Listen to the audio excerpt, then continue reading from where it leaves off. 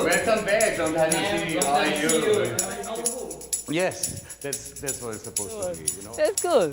Okay, thank you.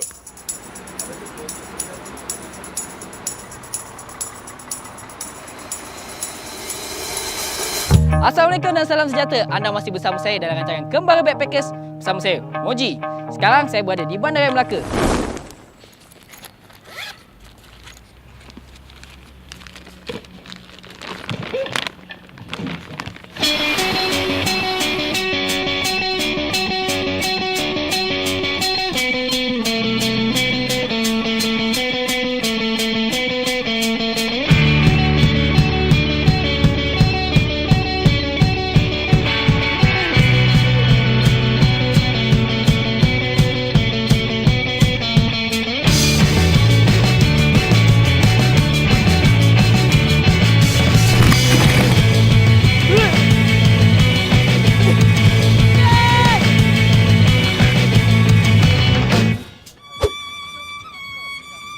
Bandaraya Melaka adalah bandar warisan dunia yang telah diisytiharkan oleh UNESCO seperti Bandar Luang Prabang dan juga Siem Reap di Cambodia.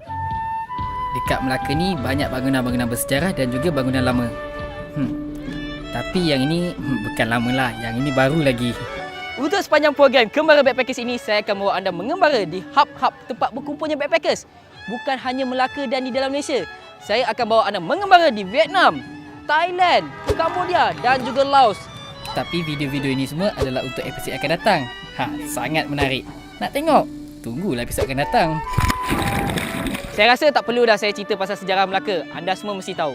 Perkara yang paling penting apa yang saya nak buat sekarang adalah saya nak pergi ke Jonker Street, mencari hostel saya. Saya nak letak beg saya. Tapi saya rasa sebelum tu saya nak main yoyo dulu kat sini. Nampak menarik kat tempat ni. Sebelum saya nak main yoyo, ni saya nak cerita macam mana dengan beg saya yang hilang pada episod lepas. Sebaik saja turun daripada bas dan keluar daripada stesen bas, baru saya perasan beg saya tertinggal kat dalam bas. Mengantuk punya pasal, semua benda jadi saya lupa.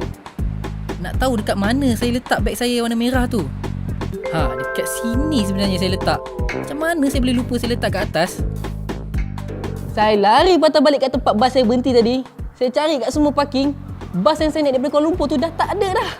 Saya menggelabah gila semalam sebab saya punya beg tu sangat penting. Dalam dia tu ada saya punya wallet, duit saya, buku guide saya dan yang paling penting, pasport saya untuk teruskan mengembara ke luar negara. Jadi saya patah balik pergi ke kaunter tiket bas saya bertanya kalau beg saya ada simpan itu. Alhamdulillah, mereka simpan beg saya dekat kaunter tu. Ya Allah, saya dah pening dah risau dah. Kalau tak, saya tak tahu macam mana lagi saya nak meneruskan pengembangan saya ni. Beg tu sangat penting bagi saya.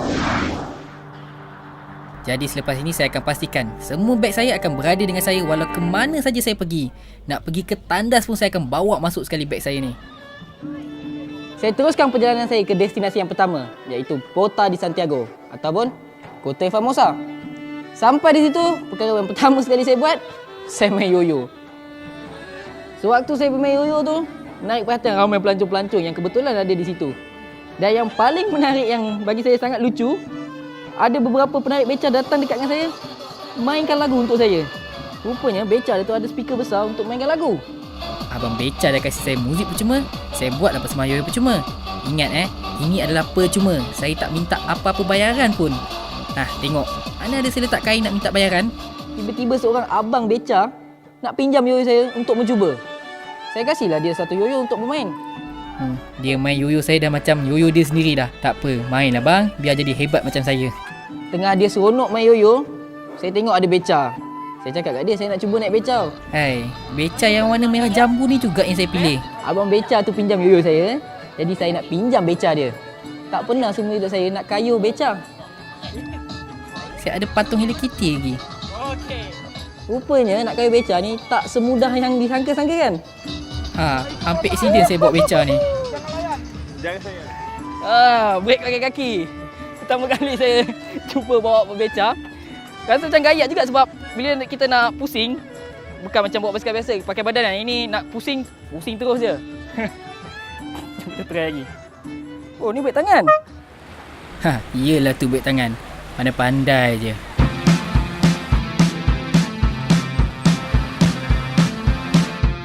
Dah penat main yoyo, dah penat kayuh beca, saya jalan kaki pergi ke Jonker Street untuk cari hostel saya. Jalan kaki je, bukan jauh mana pun. Inilah dia kawasan Jonker Street.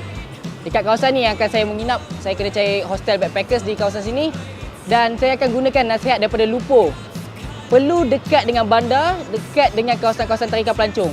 Macam kat belakang saya ni, Museum Budaya Chien Ho. Chien Ho Culture Museum. Saya kena jalan pergi cari hostel saya kat mana. Dari satu hostel ke satu hostel, saya keluar masuk, berjalan-jalan di sekitar Jonker Street. Penat juga sebenarnya jalan kat sekitar ni. Tapi jangan lupa, kalau kita sesat jalan, jangan malu untuk bertanya. Tanya je kat orang sekeliling ni, mereka pasti tahu.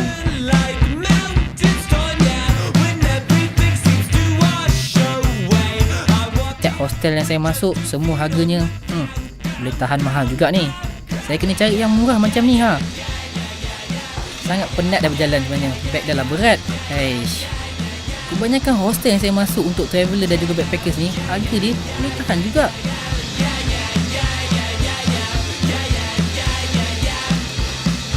Dah banyak dah lorong dan juga hostel yang saya masuk untuk mendapatkan hostel yang murah harganya. Dah penat berjalan, terima kasihlah pada abang ni yang sudi menolak saya.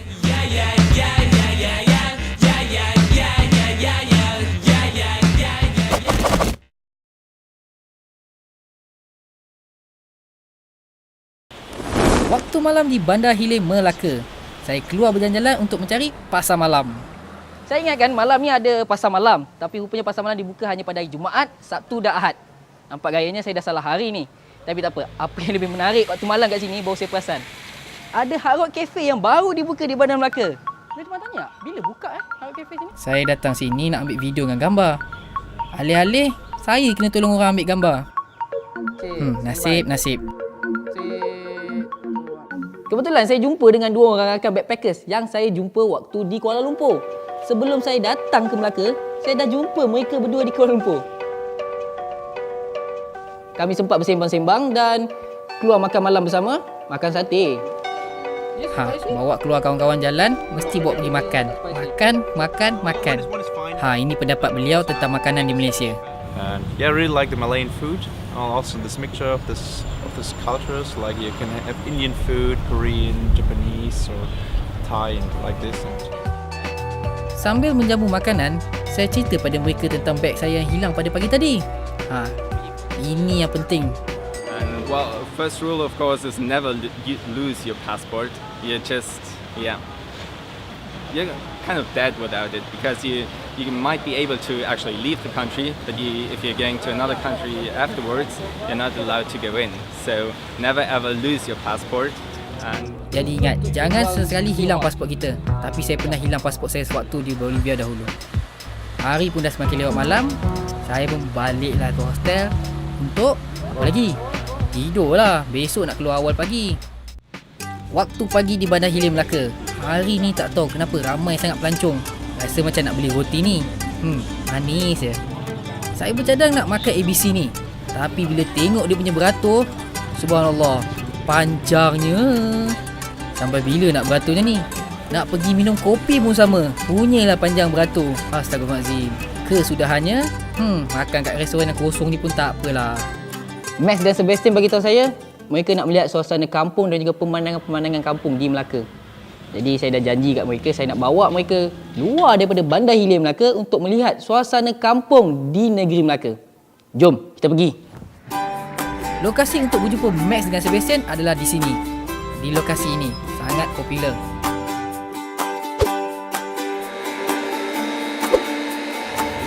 One main purpose of backpacking is it's much easier, so you can just walk everywhere, because if you have a big suitcase, it's sometimes pretty hard to get it along the beach. And yeah, it's the first time I make a real big backpack travel, but by now I really enjoy it, so I will do that again. Sebab itulah saya pilih untuk berbackpacking. Sebab kita boleh pergi ke mana saja kita suka. Tapi ingat, jangan bawa beg yang sangat berat. Bawa barang yang perlu sahaja. Sebab apa, kalau beg yang berat, kita juga yang susah nak angkat beg yang berat tu. Waktu kami tiba di sana, saya, Sebastian dan juga Max sempat bergambar, melihat kanak-kanak mancing. berlari-lari di sekitar sawah bendang. Yang paling menariknya, Sebastian cuba untuk memanjat pokok kelapa di situ.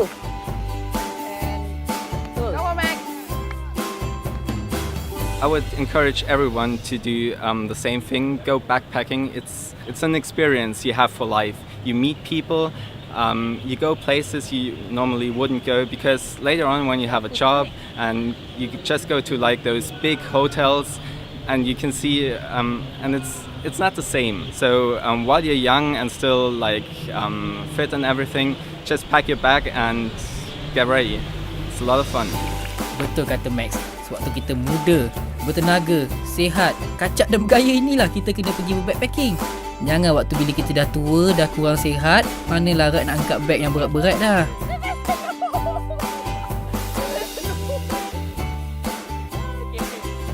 Dah cukup seharian dah kita bermain di sawah padi ni. Sekarang saya nak bawa mereka balik ke Bandar Hilir Melaka. Dah tak larat dah, penat dah satu badan. Hai, tak habis lagi beratur daripada pagi. Haish. Max dan Sebastian mengajak saya untuk pergi melihat bilik mereka. Macam mana bilik hostel mereka ya? Wah, ada tangga dalam bilik. Pelik ni. Kecilnya. Untuk satu malam, seorang RM25. RM100 untuk 2 malam. Satu kepala RM25. Okay lah. Bawah tempat untuk santai. Dekat tingkat atas, tempat untuk tidur. Bilik mereka dua ni sangat unik tau. Sebab mula-mula saya ingat tadi kita macam nak masuk dalam store. Rupanya kat bawah diorang boleh lepak, dan dekat atas tempat bilik tidur dia. Tapi yang paling penting, kena ada wifi. Sebab apa? Barulah boleh buka Facebook. Macam biasa, dekat sini ada tempat mesin basuh dan juga sinking untuk membasuh. Basikal pun diorang ada sewakan. Menarik tempat ni. Dah seharian dah saya berjalan dengan Sebastian dan juga Max. Saya dah tengok dah bilik mereka. Sangat unik. Yang paling penting, saya dah dapat beberapa tips daripada Max dan juga Sebastian. Sebab apa? Mereka dah pernah sampai ke Bangkok. Saya nak menuju ke Bangkok beberapa hari lagi. Jadi sekarang hari dah semakin gelap di Bandar Melaka. Jadi saya nak pergi jalan-jalan dekat kawasan Jonker Walk. Saya nak tengok apa yang ada kat situ. Jom, ciao.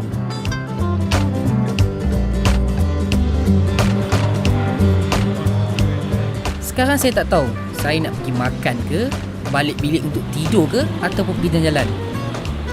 Saya rasa baik saya pergi jalan-jalan lah. Ha, beca. Saya daripada kecil dulu saya nak merasa naik beca ni. Waktu malam macam ni, saya kena cari seorang abang beca untuk bawa saya jalan-jalan. Nama saya Rosli bin Mazin, tapi biasa dia orang panggil Rosca. Rosca ni sebab Rosli bawa beca.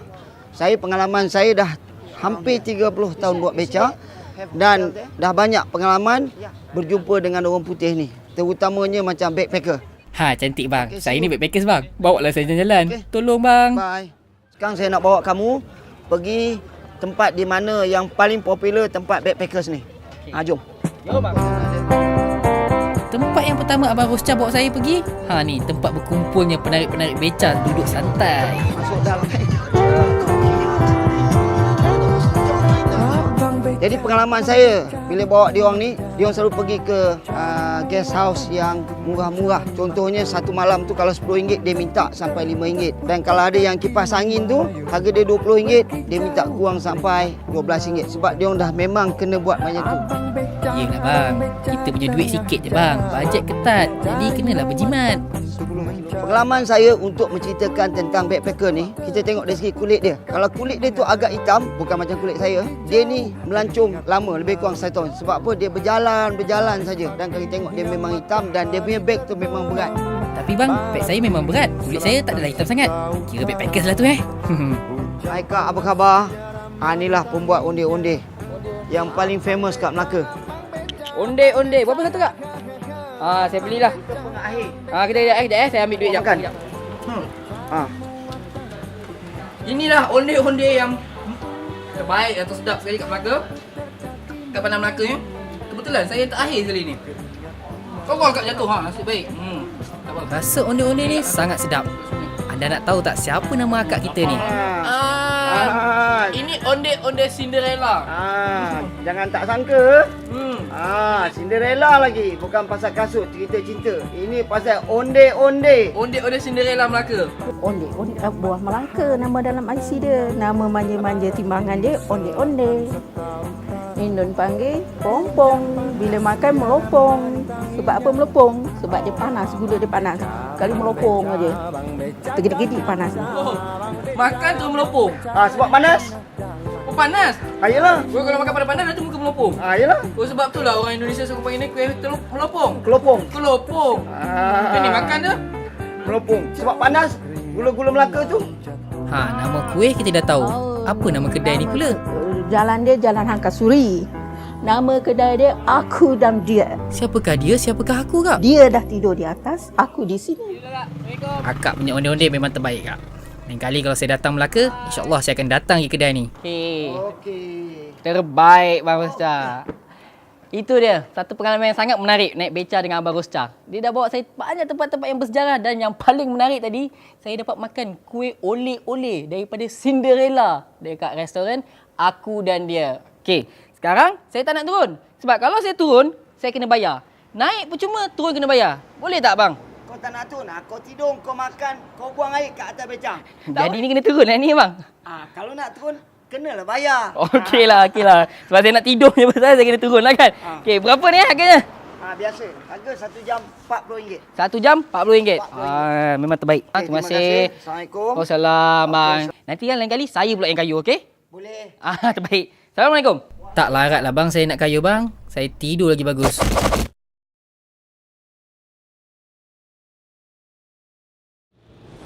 Dari Melaka saya menuju ke Perak, Bandaraya Ipoh. Macam biasa nak murah kita naik bas je lah. Perjalanan daripada Bandaraya Melaka 5 hingga 6 jam. Saya tak perasan pun sebab saya tidur sepanjang perjalanan dalam bas. Sekarang saya dah sampai ke Bandaraya Ipoh.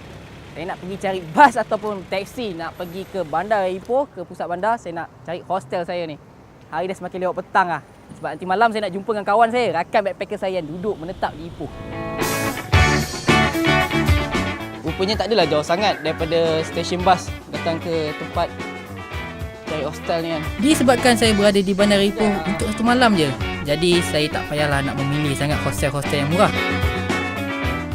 Seperti yang dijanjikan, saya berjumpa dengan rakan saya di gerbang malam di Bandaraya Ipoh. Lepas yang nasi bangkit tu, mana yang aku rasa paling dekat lah yang boleh aku pergi? Paling dekat, engkau wajib kena pergi istana. Ada istana? Ipoh ni ada istana. Istana lama. Kita panggil dia as a Kelly Castle. Kelly Castle ni istana lama untuk jaga. Kelly Castle jauh daripada sini? Memang agak jauh sikit lah. Kita kena travel naik bas ataupun naik cab. Naik taksi lah? Naik taksi. Naik taksi pergi? Naik taksi. Pergi Kelly Castle? Pergi Kelly Castle. Sebelum saya pergi ke Kelly Castle, saya nak pergi bersarapan pagi di Nasi Panggil. Punyalah ramai. Ini ada kedai Nasi Panggil. Semua beratur untuk dapatkan Nasi Panggil ni. Saya nak duduk dalam, nak cari tempat duduk, saya nak makan dekat sini.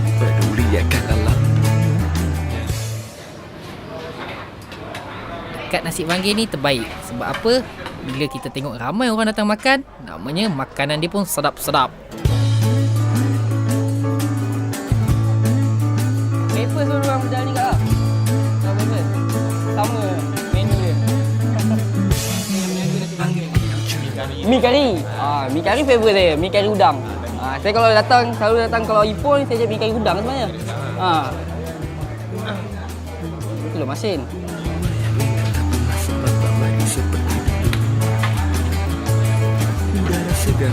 Apa yang menarik dalam kedai ni adalah keharmonian budaya dan juga bangsa yang ada di dalam kedai ni.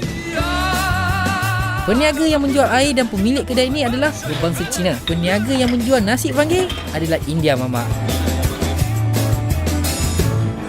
Dia adalah pusaka sejuta umat manusia yang ada di seluruh dunia.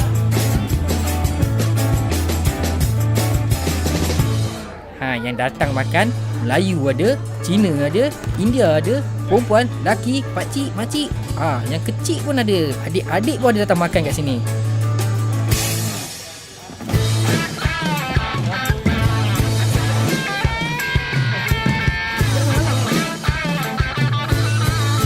Pelanggan yang datang ke kedai ni tak putus-putus.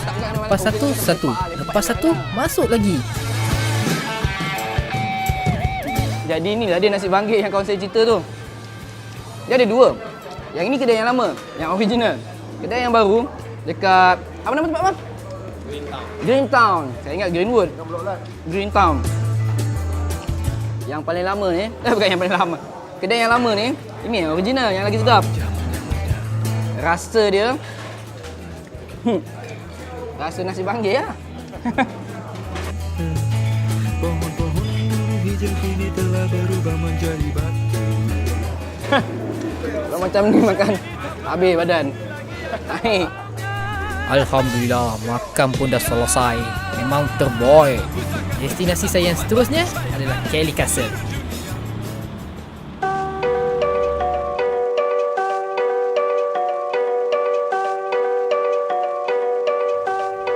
Backpackers yang datang ke Bandar Raya Ipoh tak sah kalau tak datang ke Kelly Castle. Lebih kurang 30 minit daripada Bandar Raya Ipoh sampai ke daerah Pekan Batu Gajah. Kita boleh naik bas ataupun naik taksi. Kalau naik bas lebih murah. Kalau saya nak cepat, saya naik taksi je. Bayar untuk masuk ke Kelly Castle ni RM5 je untuk pelancong biasa. Untuk backpackers pun sama. Untuk student, pelajar, kurang RM1 je. Nak murah kalau kita nak naik atas tu, ikut sungai. Kalau macam saya, naik jambatan je lah senang.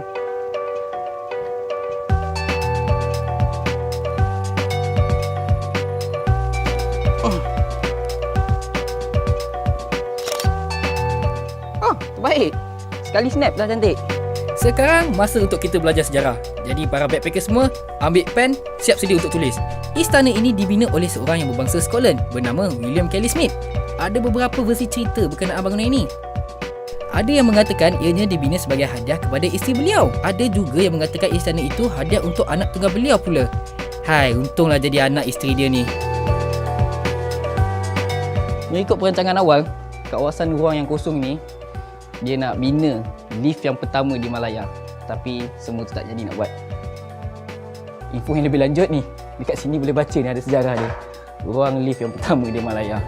Sebelum wujudnya istana ini, Smith telah membina sebuah rumah agam bernama Keller House pada tahun 1909. Sehinggalah pada tahun 1915, beliau mendapat seorang anak lelaki bernama Anthony. Dan dari sinilah beliau mendapat inspirasi untuk membina sebuah istana yang menggabungkan 3 budaya dalam seni bina istana, iaitu Scottish, Moorish dan India. Malangnya, istana ini tidak dapat disiapkan sepenuhnya kerana kematian anaknya. Tak kisahlah sebab apa pun. Yang pasti, istana ini menyerupai seperti keagungan cinta seorang lelaki kepada wanita seperti Taj Mahal di India. Jiwang lah pula saya ni. Sebelum meneruskan pengembaraan saya menuju ke Pulau Pinang, saya berhenti sebentar di Bandar Raya Ipoh. Tujuan kenapa saya berhenti kat Bandar Raya Ipoh ni, kerana Bandar Raya Ipoh ni adalah transit persinggahan untuk backpackers untuk pergi ke Cameron Highlands ataupun untuk pergi ke Kelly Castle. Jadi semalam saya sempat bertemu dengan Petra untuk mendapatkan sedikit info mana tempat yang saya perlu pergi dan tempat yang menarik. Beliau sarankan saya pergi 2 tempat. Sarapan pagi di Nasi Banggih dan juga pergi ke Istana Kelly Castle. Dua-dua saya dah pergi dah. Sekarang saya berada di stesen kereta api Ipoh yang dibina oleh pihak British pada tahun 1935. Jangan tak percaya, orang Ipoh panggil stesen kereta api ni sebagai Taj Mahal. Cantik bukan? Macam orang Ipoh kata, Ipoh Malik taklah sombong. Alhamdulillah, selesai dah pengembaraan saya daripada Melaka sehingga saya datang ke Ipoh. Dan semalam saya dah berjumpa dengan kawan saya di mana beliau suruh saya pergi ke Nasi Banggih pagi tadi. Saya dah sarapan pagi di Nasi Banggih. Kemudian saya pergi ke Kelly Castle. Pun dua-dua saya dah selesai. Hari ini saya akan menaiki kereta api daripada Ipoh pergi ke Penang. Sehingga bertemu lagi di episod yang akan datang dalam rancangan Kembara Backpacker bersama saya Moji. Sekarang saya nak pergi beli tiket, saya nak pergi ke Penang. Assalamualaikum, jumpa lagi.